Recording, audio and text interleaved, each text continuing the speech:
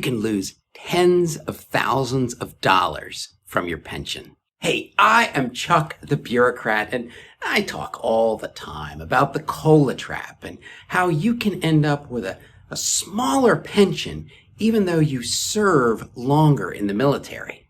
And I know, it seems inconceivable, but if you want to see just how this happens, you can click on this link to watch the video, or you can check out the link in the description.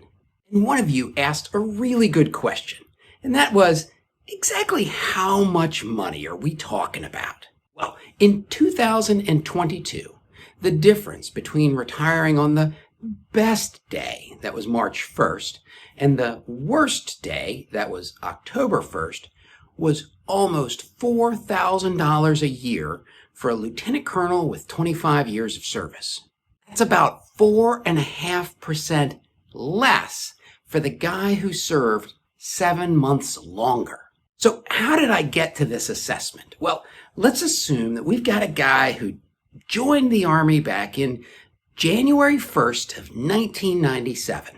He's been a lieutenant colonel for more than 3 years, and so by the 1st of January 2022, he's got 25 years of service. That means he has maxed out the average of his highest 36 months of base pay. So for every additional month he serves, he gets a little boost in his pension, but he runs the risk of the COLA trap if he picks the wrong month to retire. If he's going to retire in 2022, he's basically got 12 choices. January 1st, February 1st, and so on. And remember, most retirees are going to retire on the 1st of the month.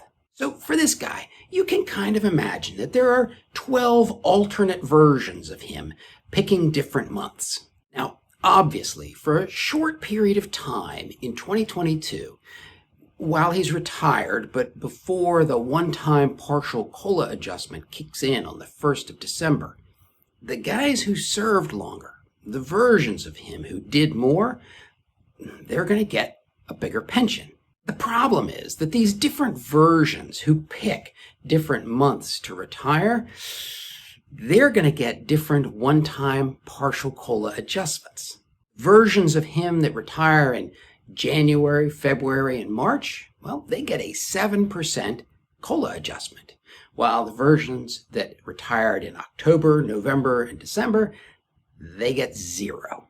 So by the 1st of March 2023, the version of this lieutenant colonel who retired in March is getting $6,990 a month. Wow. The October version is getting $6,684. That's like $300 less a month, or $3,600 less a year. And because this is a one-time adjustment, the disparity between these different choices, it never goes away. The October version of our lieutenant colonel will always be paid less than the March version.